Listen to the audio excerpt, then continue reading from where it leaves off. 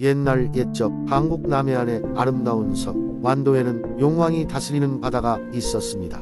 이 바다는 늘 잔잔하고 평화로웠고 그 덕분에 완도의 사람들은 바다에서 풍부한 어획을 얻으며 평화롭게 살아가고 있었습니다. 완도의 숲에서 나무를 해 오며 생계를 꾸리던 한 나무꾼이 있었습니다. 그는 성실하고 착한 마음을 가진 사람이었지만 늘 가난에 시달렸습니다. 어느 날 나무꾼은 숲속에서 일을 마치고 집으로 돌아오는 길에 신비로운 노인의 도움으로 큰 금도끼를 얻게 되었습니다. 노인은 나무꾼에게 이 도끼를 잘 간직하라고 말하며 어려운 일이 생기면 이 도끼를 바다에 던져 용왕에게 도움을 청하라고 하였습니다.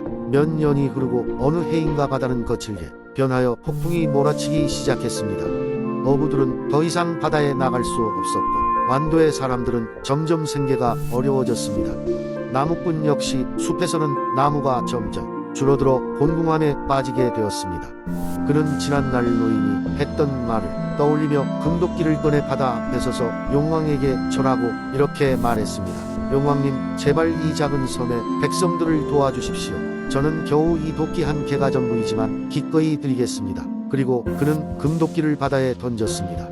바로 그 순간 하늘이 잠시 열리더니 거대한 용이 바다에서 모습을 드러냈습니다. 용은 나무꾼을 보며 중후한 목소리로 말했습니다.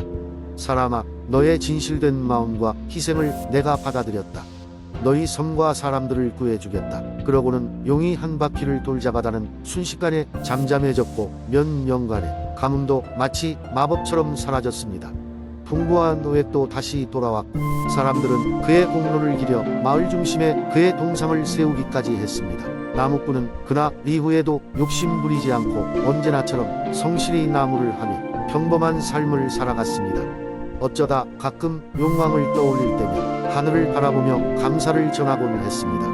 완도의 사람들은 그 후로도 오랫동안 이야기를 전하며 용왕과 나무꾼의 신비로운 사건을 어린아이들에게 들려주었습니다. 두 번째 이야기. 옛날 옛적 강원도 평창의 깊은 산속에는 눈 덮인 비밀의 숲이 있었다. 이 숲은 보통의 숲과는 달리 계절에 따라 다양한 매력을 뽐내었으며 특히 겨울이 되면 마법 같은 아름다움을 자아냈다. 숲의 깊은 곳에는 아주 오래된 솔방울 나무가 있었는데 이는 마을 사람들에게 겨울의 영혼이라 불리며 신성시대였다. 숲의 가장자리에 위치한 작은 마을에 희리이라는 소녀가 살고 있었다. 희리는 부모님을 잃고 할머니와 함께 살고 있었으며 매년 겨울 할머니와 함께 숲으로 나무를 하러 가는 것을 즐겼다. 숲으로 가는 길은 항상 험난했지만 그들은 매 겨울마다 그 길을 걸으며 숲의 이야기를 나누곤 했다. 어느 날 눈이 유난히 많이 내린 겨울 아침, 희리는 할머니와 함께 깊은 숲속으로 들어갔다. 하얗게 덮인 나무들은 마치 프리즘처럼 햇빛을 반사하며 반짝이고 있었다. 숲속 모든 나무들이 눈의 무게로 인해 낮게 처져 있을 때 기린과 할머니는 솔방울 나무 근처에 도달했다. 그곳에서 할머니는 기린에게 솔방울 나무에 전해 내려오는 이야기를 들려주었다. 아주 오랜 옛날 이 솔방울 나무는 숲을 지키는 요정들이 사는 집이었으며 요정들은 나무에 깃든 마법의 힘을 이용하여 마을 사람들을 돕곤 했다. 하지만 어느 날 사악한 마법사가 숲에 나타나 그 마법을 빼앗고자 했고 요정들은 위험을 감지해 솔방울 나무에 모두 숨어버렸다. 그 이후로 요정들은 모습을 감췄지만 숲은 여전히 그들의 보호를 받으며 마을 사람들에게 신비로움을 선사하고 있었다. 기린은 할머니의 이야기에 매료되어 솔방울 나무를 유심히 바라보았다. 갑자기 숲속 깊은 곳에서 부드러운 음악 소리가 들려왔다. 기린은 호기심에 이끌려 그 소리를 향해 다가갔고 그곳에서 투명하게 반짝이는 작은 요정들을 발견했다. 요정들은 기린을 보자 작은 손으로 그녀에게 인사를 건네며 이끌었다. 기린은 요정들을 따라가며 이 숲의 또 다른 비밀스러운 영역으로 접어들었다. 그곳에는 각종 희귀한 꽃들과 반짝이는 얼음 조각들로 장식된 요정들의 마을이 있었다. 요정들은 기린에게 그들의 존재를 비밀로 해달라고 부탁하며 그녀에게 작은 마법의 돌 하나를 건네주었다. 이 돌은 기린이 어려운 상황에 처했을 때 그녀를 돕게 될 것이다.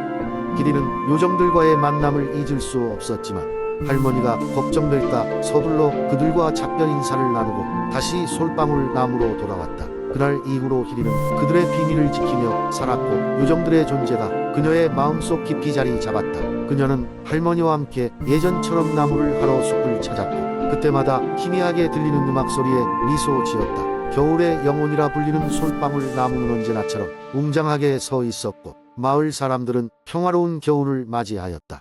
평창의 겨울은 그렇게 변함없이 아름답게 지속되었고 희린의 삶 또한 요정들과의 비밀스러운 이야기 속에서 한층 더 풍요로워졌다. 그리고 그 겨울 숲의 이야기는 먼 훗날 마을의 전설로서 계속 전해지게 되었다. 세 번째 이야기. 오래전 한국의 영동 지역에는 산과 바다 그리고 평원이 어우러진 자연의 풍광이 계절마다 다양한 이야기를 들려주곤 하였습니다. 그 중에서도 특히 여름에는 영동의 산들 사이로 불어오는 바람에 대해 오래된 전설이 전해 내려왔습니다. 이 바람은 그저 산을 넘고 바다를 스쳐 지나가는 한 줄기 바람이 아닙니다. 이 바람 속에는 누군가를 만나고 싶어하는 바람신의 영혼이 담겨 있다고 사람들은 믿었습니다. 어느 날 영동의 작은 마을에 사는 소녀 혜윤이는 친구들과 함께 산 위에 있는 옛 절터로 소풍을 갔습니다. 그 절터는 오랜 세월 동안 아무도 찾지 않아 울창한 숲과 야생화가 무성하게 자라 있었지요. 혜윤이는 절터에 도착하자마자 약간의 바람이 그녀의 머리카락을 스치고 지나갔습니다. 모두가 점심을 먹으며 웃고 떠드는 동안 혜윤이는 홀로 절터의 막루에 올라가 사방을 둘러보았습니다. 그때 그녀의 눈에 은빛으로 반짝이는 무언가가 포착되었습니다. 바로 숲 끝자락에 은빛 사슴 한 마리가 우아하게 서 있는 것이었습니다. 혜윤이는 매료된 나머지 천천히 사슴을 향해 다가갔습니다. 은빛 사슴은 그녀를 보고도 도망치지 않았고 오히려 혜윤이에게 더 가까이 오라고 눈짓하는 듯 보였습니다. 호기심에 가득 찬 마음을 가눌 수 없던 혜윤이는 사슴을 따라 숲속 깊숙이 들어갔습니다. 곧 그녀는 이전에 보지 못했던 또 다른 세상에 도착하게 되었지요. 그곳은 은빛 구름이 드리워진 하늘 아래 끝없이 펼쳐진 초원이었습니다. 사슴은 그곳에서 천천히 몸을 돌려 고개를 숙여 인사를 했고 그 순간 바람이 불어와 혜윤의 귀에 나는 바람의 사도이며 수천 년 전부터 이곳을 지키고 있단다 라고 속삭이는 소리가 들렸습니다. 혜윤이는 그곳에서 시간을 잊고 여러 날을 보냈습니다. 사슴과 놀고 바람의 이야기를 듣고 은빛 호수에서 수영을 하며 지냈지요. 하지만 어느덧 집이 그리워진 혜윤이는 돌아가고 싶었습니다. 그녀의 마음을 알아챈 사슴은 맑고 큰 눈으로 그녀를 바라보며 천천히 걸어 나아갔습니다. 다시 사람들이 있는 곳으로 향하는 길목에 서자 사슴이 그녀에게 마지막으로 인사를 했습니다. 혜윤이는 아쉬운 마음을 숨기며 고개를 숙여 감사의 인사를 전했습니다. 은빛 사슴은 다시 숲으로 사라졌고 오랜 시간이 흐른 후 혜윤이는 자신이 그곳에서 하루밖에 머물지 않았음을 깨달았습니다. 마을로 돌아온 혜윤이는 사슴과의 만남을 친구들과 가족에게 이야기했지만 아무도 믿지 않았습니다. 대신 그들은 그저 혜윤이가 풍부한 상상력을 가진 아이일 뿐이라며 웃어넘겼지요. 그러나 혜윤이는 매 여름이 오면 산을 찾아가 옛 절터를 거닐며 바람의 소리를 들었습니다. 그리고 종종 혼자만의 비밀을 되새기며 미소를 지었습니다. 사슴과의 만남은 마치 꿈의 한 조각처럼 언제나 그녀의 마음속에 따뜻한 기억으로 남아 있었습니다. 네 번째 이야기. 옛날 옛적 아름다운 산과 강으로 둘러싸인 한국의 단양 지역에는 신비한 힘을 가진 바위가 있었다. 그 바위는 단양의 한적한 산길을 따라가다 보면 나타나는 큰 바위로 마치 인간의 얼굴을 닮은 듯한 형상으로 인해 얼굴 바위라 불렸다. 단양에서 오래 살아온 사람들은 이 바위에 대한 전설을 알고 있었지만 바위를 찾아가 직접 본 사람들은 드물었다.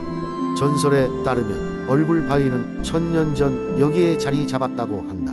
바위는 매일 밤 달빛을 받아 은은하게 빛났으며 어떤 이들은 바위에서 들려오는 부드러운 노랫소리를 듣기도 했다고 한다. 그 노래를 듣는 자는 일생의 커다란 복을 받게 된다는 이야기가 전해졌다. 단양 마을에는 한 소년 수민이가 살고 있었다. 수민이는 평범한 농부의 아들로 항상 드넓은 들판과 산을 친구 삼아 뛰어놀던 소년이었다. 그러나 수민이의 마음 한구석에는 항상 자신의 운명을 바꿀 무언가가 나타나기를 바라는 열망이 있었다. 그러던 어느 날 수민이는 마을 어르신에게서 얼굴 바위에 대한 이야기를 들었다. 수민이는 그 이야기에 깊이 매료되었고 언젠가 꼭 얼굴 바위를 찾아가기로 결심했다. 그래서 어느 비 내리던 밤 수민이는 홀로 얼굴 바위를 찾아 나섰다. 비록 비가 내리고 있었지만 그의 마음속에는 자신만의 운명을 찾으려는 용기로 가득했다. 깊은 산길을 따라 걷다 보니 수민이는 마침내 얼굴 바위에 도착했다. 그곳에서 수민이는 바위의 신비로운 아름다움에 한동안 말을 잃었다. 그리고 잠시 뒤 은은한 노랫소리가 그의 귀에 들려왔다. 수민이는 이 소리가 그에게 복을 가져다 줄 것이라는 마음에 눈을 감고 소리에 집중했다. 바위에서 울려 퍼지는 노랫소리는 마치 수민이에게 길 잃은 자신의 삶을 어떻게 살아가야 할지에 대한 힌트를 주듯 충고를 내렸다. 그리고 언제부터인지 비는 그쳐 있었고 구름 사이로 달이 모습을 드러냈다. 은빛 월광이 얼굴 바위와 소년을 부드럽게 감싸 안았다. 그날 밤 이후 수민이는 마치 다른 사람이 된 듯했다. 그는 매일매일 최선의 노력을 기울였고 그 결과로 그동안 꿈꿔왔던 모든 것을 하나씩 이뤄나갔다. 마을 사람들은 수민이를 존경하게 되었고 시간이 흘러 수민이는 단양에서 가장 명망 있는 인물이 되었다. 얼굴 바위에 대해 직접적으로 전해진 이야기는 없지만 수민이의 변화는 마을 사람들 사이에 얼굴 바위 전설의 믿음을 더욱 굳건하게 했다. 그리고 그 후로도 단양의 젊은이들은 얼굴 바위를 찾아갔다. 일부는 거기서 자신의 운명을 발견했고 일부는 그저 아름다운 경치를 만끽했다. 그러나 어느 경우든 얼굴 바위는 한결같이 그 자리를 지키며 단양의 신비와 매혹을 간직하고 있었다.